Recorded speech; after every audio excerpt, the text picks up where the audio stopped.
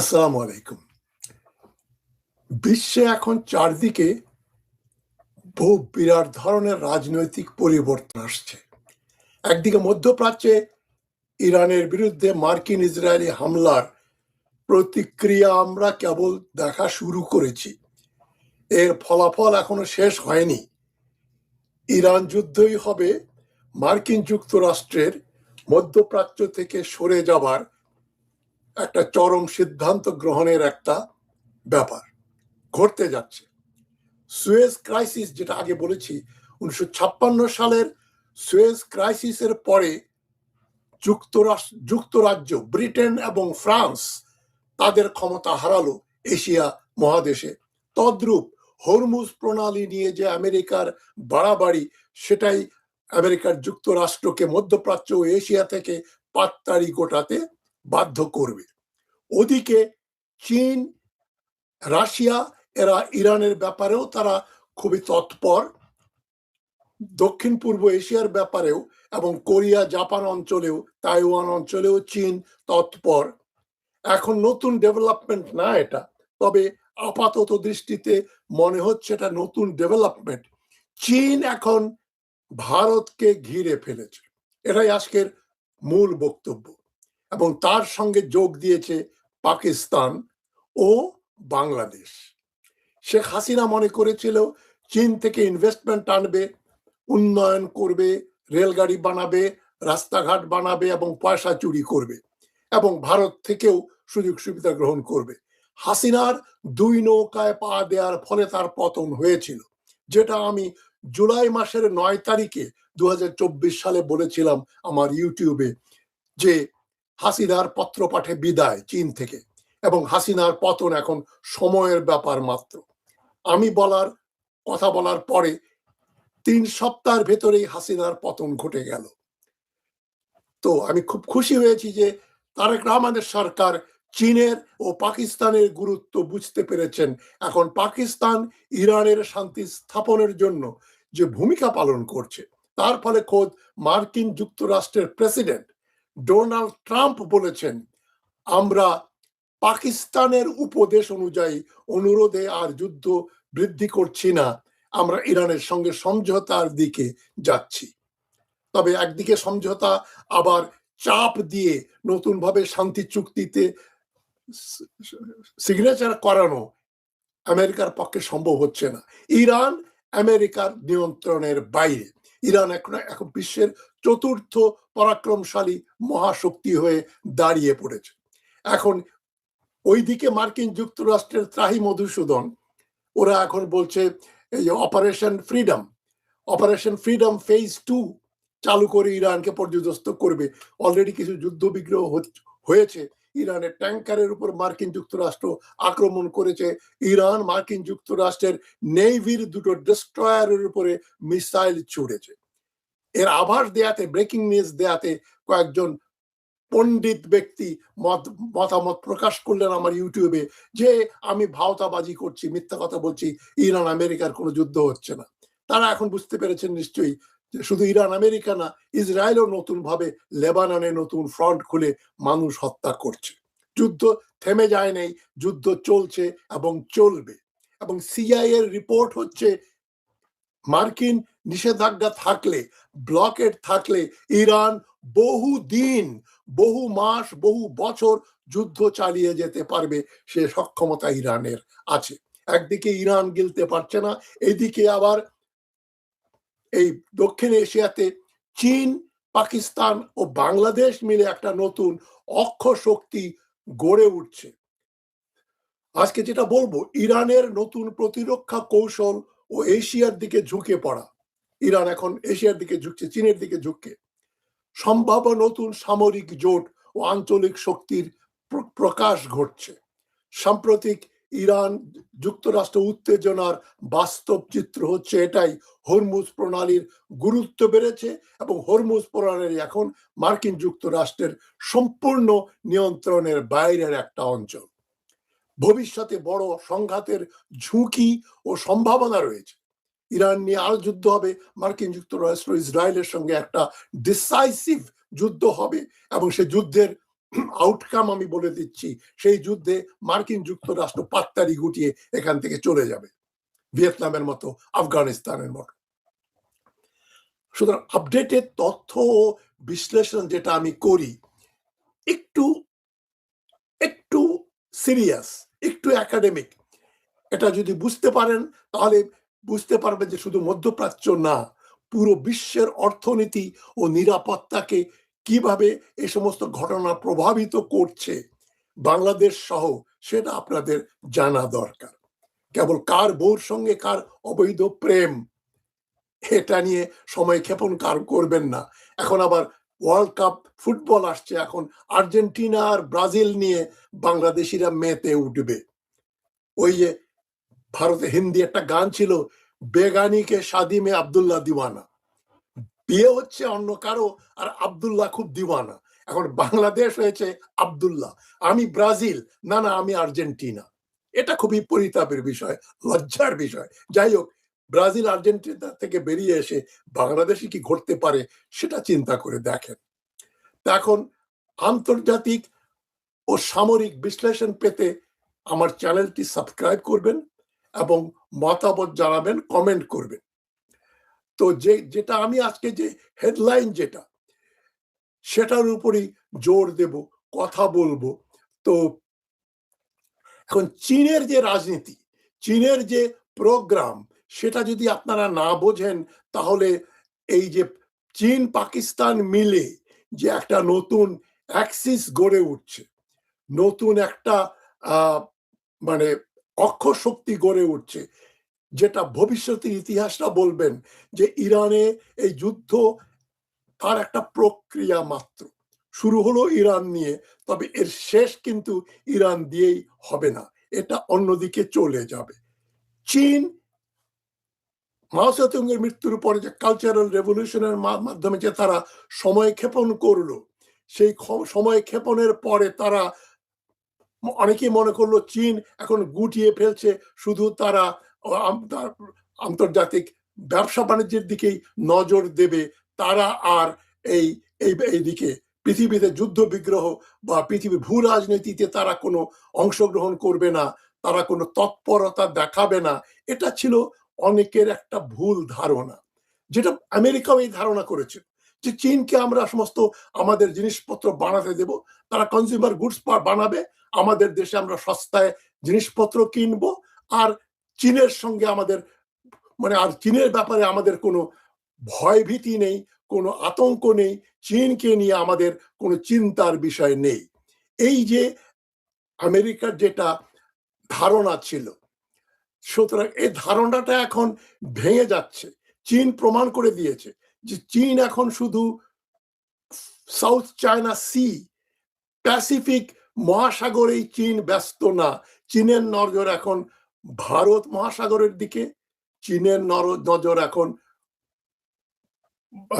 ভূমধ্য, নজর এখন বে অফ বেঙ্গল, বে অফ বেঙ্গলের দিকে এবং বাংলাদেশের দিকে।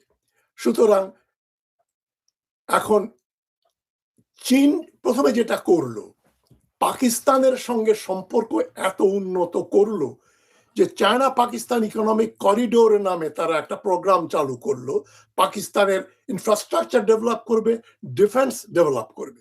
পাকিস্তানের ডিফেন্স যে কতটা ডেভেলপড হয়েছে সেটা আমরা গত বছরের ভারতের সঙ্গে যে পাকিস্তানের যে ৩-৪ দিনের একটা খণ্ড যুদ্ধ হলো, সেখানে আমরা বুঝে গেছি চীন কত শক্তিধর। এবং চীন এখন পাকিস্তানের অল ওয়েদার ফ্রেন্ড। সকল আবহাওয়া, সকল রকম ঝড় হোক, বৃষ্টি হোক, শীতকাল হোক, বর্ষাকাল হোক, বসন্ত হোক, চীন পাকিস্তানের সঙ্গে থাকবে এবং পাকিস্তান চীনের সঙ্গে থাকবে। পাকিস্তানে যে ধরনের সরকারই আসুক, ইমরান খানের পরে এখন যে শাহবাজ শরীফের সরকার, আপাত দৃষ্টিতে মার্কিনপন্থী, তারাও কিন্তু চীনের বলয় থেকে বেরোতে পারছে না, কারণ চীন এতভাবে পাকিস্তানকে জাঁকড়ে ধরেছে। এবং চীনের পলিসি হচ্ছে স্ট্রিং অফ পার্লস, কতগুলো মুক্তোর দানা তারা ভারত মহাসাগর এবং প্যাসিফিক মহাসাগরের ভিতরে ছিটিয়ে দিয়েছে। শ্রীলঙ্কার হাম্বানটোটা, বাংলাদেশের চট্টগ্রাম, পাকিস্তানের গোয়াদর, এইভাবে তারা অনেকগুলো বন্দর তারা তাদের আয়ত্তে নিয়েছে। তাদের যেটা ভয় যে মালাক্কা ডায়লেমা, যেটা মালাক্কা স্ট্রেট দিয়ে চীনের যে আমদানি রপ্তানি হয় ইন্দোনেশিয়ার এবং সিঙ্গাপুরের মাঝখান দিয়ে যে মালাক্কা স্ট্রেট, সেটা বন্ধ হয়ে গেলে চীনের ব্যবসা বাণিজ্য বন্ধ হয়ে যাবে, চীন অর্থনৈতিকভাবে মারা যাবে, কোনো তেল পাবে না, কিছুই পাবে না। যেটা আমি আলোচনা করেছি আগে, গোয়াদর বন্দর বেলুচিস্তান থেকে কারাকোরাম হাইওয়ে দিয়ে চীনের সিনজিয়াং পর্যন্ত যাওয়া, এই যে পরিকল্পনাটা চীন পাকিস্তান মিলে করলো, সেটাকে আরো শক্তিধর করার জন্য চীন চাচ্ছে ভারত মহাসাগরে শ্রীলঙ্কা, বাংলাদেশ এবং মিয়ানমার, এই তিনটা দেশে তার প্রভাব বিস্তার করা এবং ইন্দোনেশিয়া, মালয়েশিয়া এবং সিঙ্গাপুরের মাঝের এই যে মালাক্কা স্ট্রেট, তার নিয়ন্ত্রণ চীনের হাতে রাখা। সেই জন্যই চীন কিন্তু সাউথ চায়না সি, সেখানে ফিলিপিন্সের সঙ্গে সংঘর্ষ করছে। পুরো সাউথ চায়না সি এখন চীন দাবি করে বসেছে। সেখানে তারা কৃত্রিম দ্বীপ বানিয়েছে, সেখানে বেস বানাচ্ছে। ওটা নিয়ন্ত্রণে না নিলে এবং তাইওয়ানকে সম্পূর্ণ চীনের নিয়ন্ত্রণে না নিতে পারলে চীন ভবিষ্যতে মার্কিন যুক্তরাষ্ট্রকে টেক্কা দিতে পারবে না। সুতরাং যদি আপনি দক্ষিণ এশিয়ার ভূ রাজনীতি বুঝতে চান, তাহলে ভিডিওটা শেষ পর্যন্ত দেখেন, লাইক দিয়ে শুরু করেন, চ্যানেলটা সাবস্ক্রাইব করেন, শেয়ার করেন, বেল আইকন অন করে রাখুন। দেখা যাক, চলুন শুরু করি। বন্ধুরা, 2024 সালের আগস্টে বাংলাদেশ সরকার বদলের পর পররাষ্ট্র নীতিতে বড় পরিবর্তন এসছে। অন্তর্বর্তী সরকার, ডক্টর ইউনূস সরকার শুরু করেছিলেন যে ব্যালেন্সড ফরেন পলিসি। তারা একটা সব দিকে সমান ব্যালেন্স রাখার চেষ্টা করবেন। ফলে চীন ও পাকিস্তানের সঙ্গে সম্পর্ক উন্নত হয়েছে বাংলাদেশের ইউনূস আমলে। ওইটাকে আবার ব্যালেন্স করার জন্য একটা খারাপ কাজ করলেন ডক্টর ইউনূস সরকার। সেটা হচ্ছে মার্কিন যুক্তরাষ্ট্রের সঙ্গে তড়িঘড়ি করে 9 ফেব্রুয়ারি নির্বাচনের 3 দিন আগে তিনি একটা অসম বাণিজ্য চুক্তি করলেন। এই চুক্তি খণ্ডন করতেই হবে, এই চুক্তি বাতিল করতেই হবে। আমরা আমেরিকার কাছ থেকে 14টা বোয়িং বিমানও কিনতে চাই না, তাদের কাছ থেকে তেল, সয়াবিন, তুলা এগুলো আমরা আমদানি করতে চাই না। এই শর্তগুলো দাসত্বের শর্ত, যেটা খলিলুর রহমান এবং ইউনূস মিলে করেছেন। তবে একটা শুভ লক্ষণ হচ্ছে খলিলুর রহমানের যে দৌরাত্ম্য পররাষ্ট্র মন্ত্রণালয়ে, সেটা একটু প্রশমিত হয়েছে, কমেছে। এখন ফরেন মিনিস্ট্রি অ্যাডভাইজার হুমায়ুন কবিরকে তারেক রহমান সরকার সামনে নিয়ে আসছেন। তিনি এখন খলিলুর রহমানের পাশাপাশি গুরুত্বপূর্ণ ভূমিকা পালন করছেন। তবে খলিলুর রহমানকে কেন তারেক রহমান সরাতে পারছেন না, সেটা একটা $1 বিলিয়ন প্রশ্ন। আমেরিকাকে খুশি করার জন্য যদি এটা করে থাকে এই সরকার, তাহলে তাদের সবচেয়ে বড় ভুল তারা করবে। তবে চীন ছেড়ে দেবে না বাংলাদেশকে।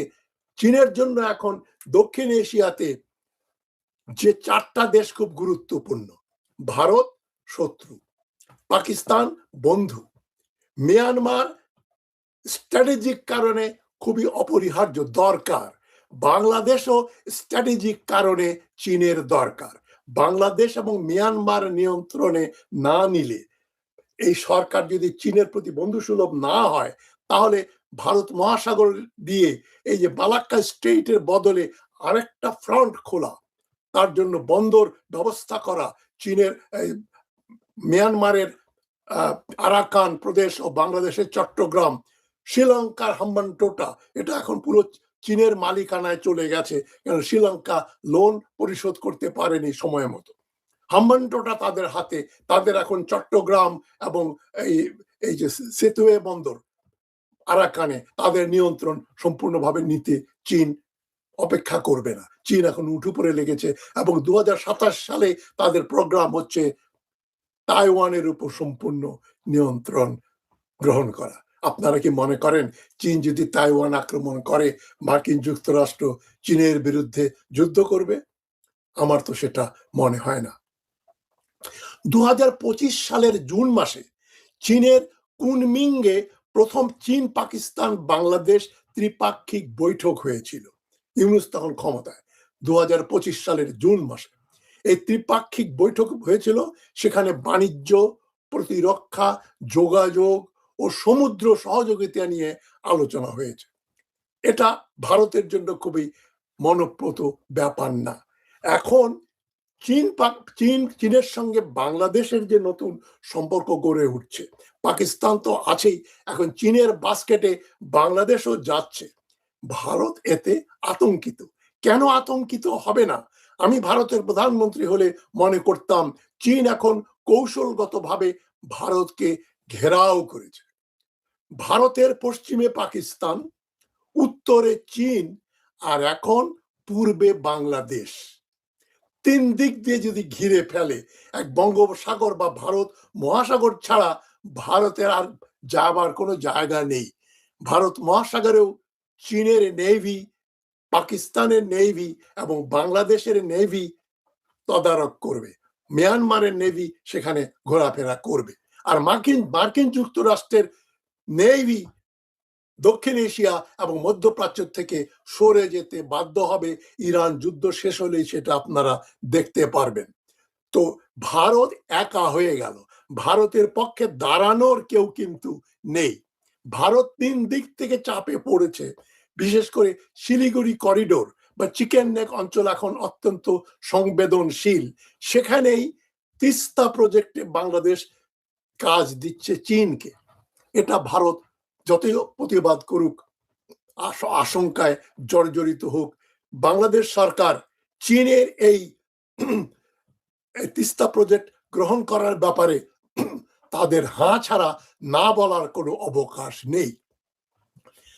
চীন এদিকে বাংলাদেশের অস্ত্র বিক্রি বাড়াচ্ছে, বন্দর উন্নয়ন করছে।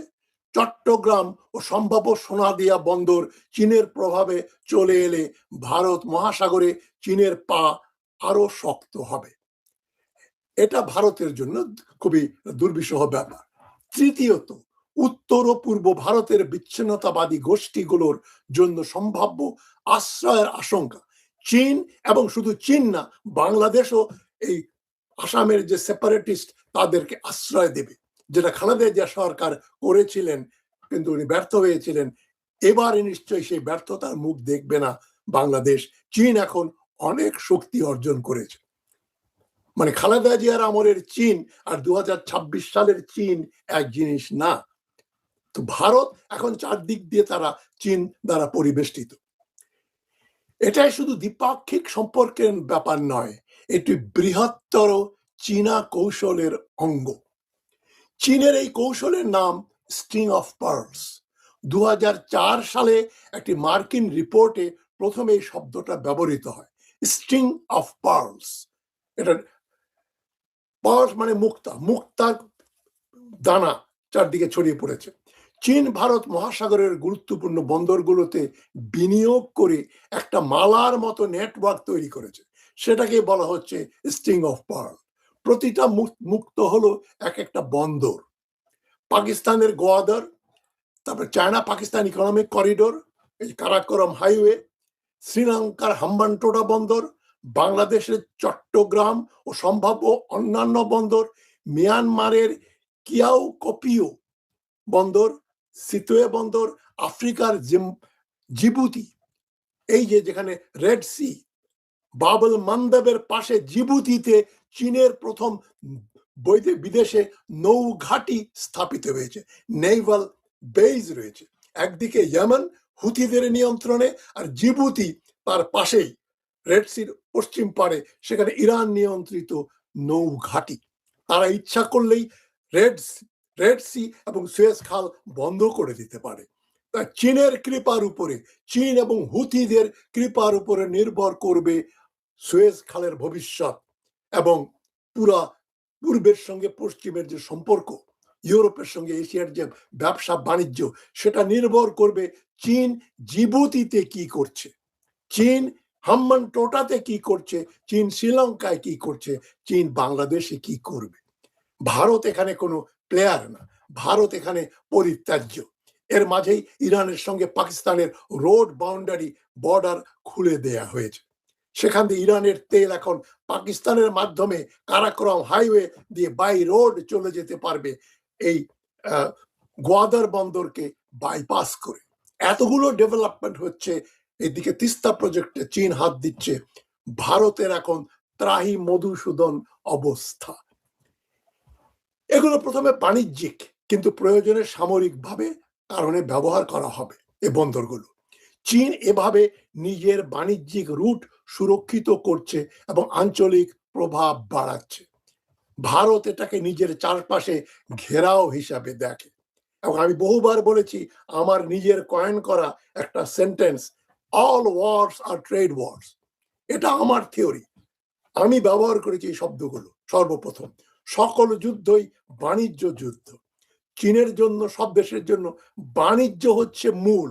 এই যে হরমুজ প্রণালীতে জাহাজ আসতে দিচ্ছে না, চীন ইরান বন্ধ করে দিচ্ছে, আমেরিকা জোর করে ইরানকে দিয়ে চুক্তি করে হরমুজ খুলতে চাচ্ছে, কি জন্য? বাণিজ্যের জন্য। সকল যুদ্ধই বাণিজ্য যুদ্ধ। এটা যদি মনে না রাখেন তাহলে আন্তর্জাতিক রাজনীতি, ইন্টারন্যাশনাল রিলেশনস, যুদ্ধ বুঝতে পারবেন না। যুদ্ধ কি জিনিস? War is politics by other means. যুদ্ধ হচ্ছে রাজনীতি অন্য উপায়ে, টেবিলে কথাবার্তা না বলে বন্দুক দিয়ে গোলাগুলি করে যেটা হচ্ছে সেটাও রাজনীতি, সেটাও ব্যবসা বাণিজ্য রক্ষার ব্যবস্থা করা। যুদ্ধ কিন্তু রাজনীতির উপরে না। আমি ওকে দেখতে পারি না, ওরা মুসলমান বা ওরা হিন্দু, এই জন্য যুদ্ধ করি, এ ধরনের ঘটনা মধ্যযুগেও ঘটে নাই। মোহাম্মদ বিন কাসেম সিন্ধু বিজয় করতে আসেন নাই যে রাজা দাহির যে ই করলো, মানে যে ঘটনাটা ঘটালো, মানে উমাইয়াদের একটা জাহাজ জলদস্যুরা আক্রমণ করেছিল, ওটাই কিন্তু মূল জিনিস। রাজা দাহির সিন্ধু অঞ্চলে কিভাবে মানুষকে ট্রিট করে ওটা অজুহাত মাত্র। আসল ব্যাপার উমাইয়ার ডাইনেস্টির, উমাইয়া সাম্রাজ্যের জাহাজের উপর আক্রমণ, বাণিজ্য বিঘ্নিত হওয়া। মুসলমান স্পেন দখল করলো কেন 711 সালে? যে তাদের ভূমধ্য সাগর অঞ্চলে ব্যবসা বাণিজ্য করতে হলে, উত্তর আফ্রিকার সঙ্গে ইউরোপের ব্যবসা বাণিজ্য বাড়াতে হলে ইউরোপে একটা ঘাঁটি করতে হবে, কলোনি বানাতে হবে। ওটা ছিল আরব সাম্রাজ্যবাদ। ধর্মের কোনো সম্পর্ক নাই। ধর্মের সম্পর্ক থাকলে তো স্পেনের সব লোক মুসলমান হয়ে যেত, ভারতের সব লোক মুসলমান হয়ে যেত। মুসলমান করার জন্য তারা কোনো দেশে যায় নাই, পর্যায়ক্রমে তারা বিভিন্ন কারণে মুসলমান হয়েছে, সেটা অন্য বিতর্ক। চীনের সবচেয়ে বড় দুর্বলতা কোথায়? Malacca dilemma. আমি বারবার একই কথা বলছি।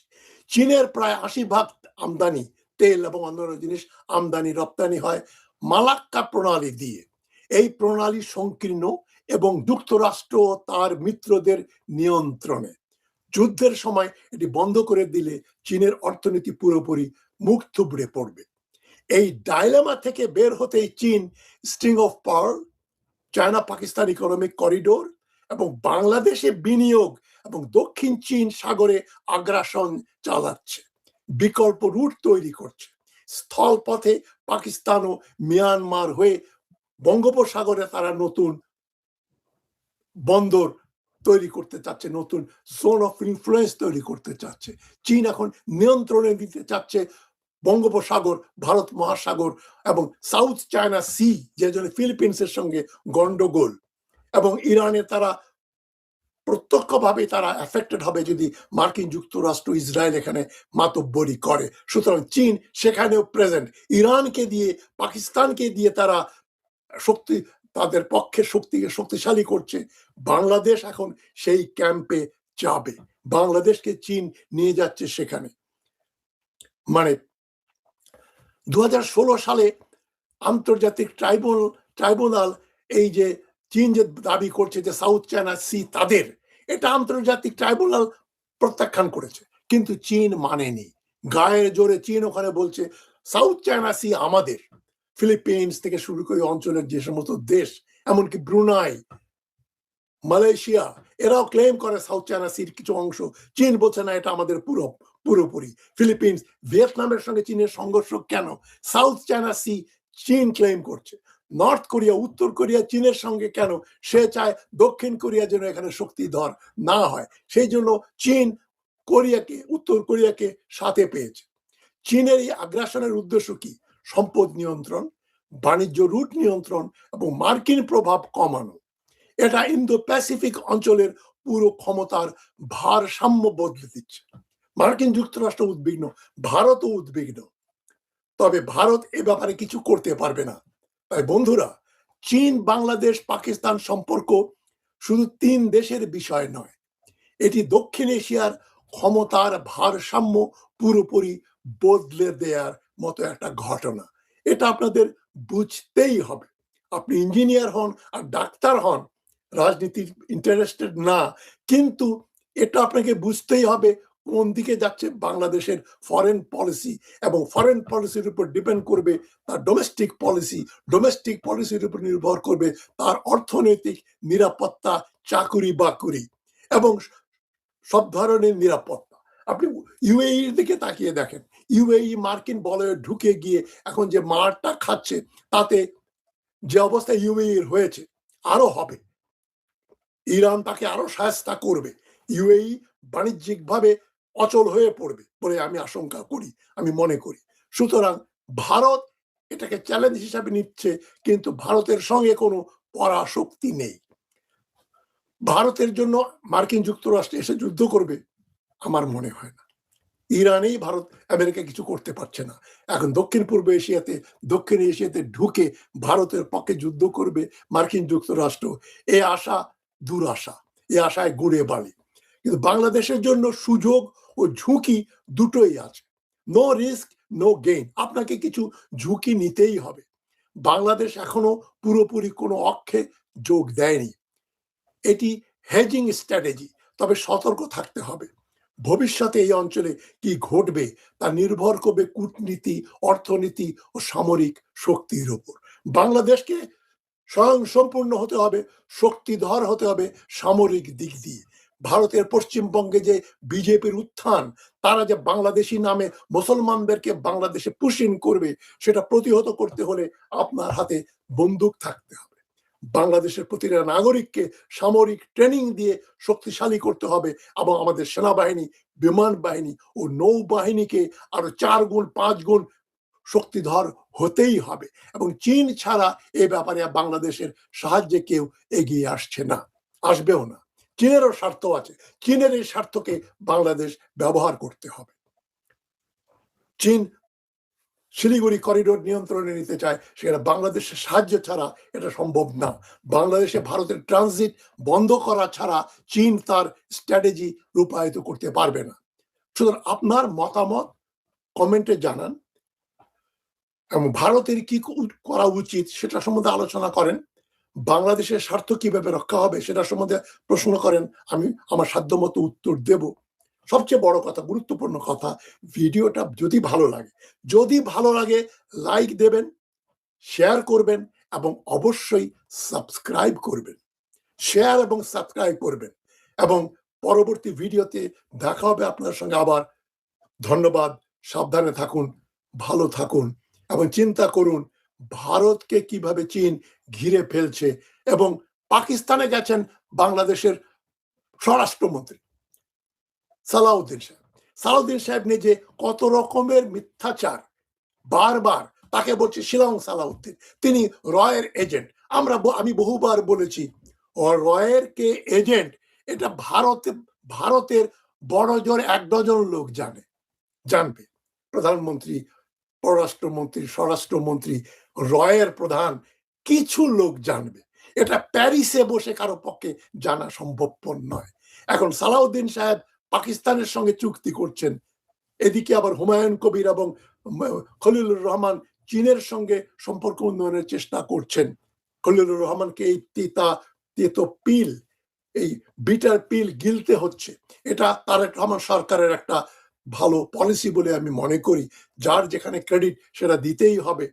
তো এখন মার্কিন যুক্তরাষ্ট্রের সঙ্গে যে চুক্তি হয়েছে, অসম বাণিজ্য চুক্তি, সেটাকে আবার মোবারকবাদ জানিয়েছেন পিটার হাসের বন্ধুকে জামাত ইসলামী প্রধান ডাক্তার সাহেব শফিকুর রহমান। মানব জমিনে খবর এসছে। সুতরাং মার্কিন যুক্তরাষ্ট্রের দালালি করলে বাংলাদেশ টিকবে না।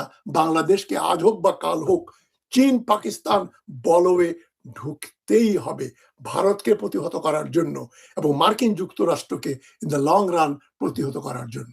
ধন্যবাদ আমার অনুষ্ঠান দেখার জন্য। শেয়ার করবেন, সাবস্ক্রাইব করবেন বলে আশা করি।